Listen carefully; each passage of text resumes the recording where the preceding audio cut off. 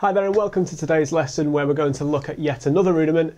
This rudiment is the 7-stroke roll, which quite simply is right, right, left, left, right, right, left if you start with your right hand, or left, left, right, right, left, left, right if you start with your left hand.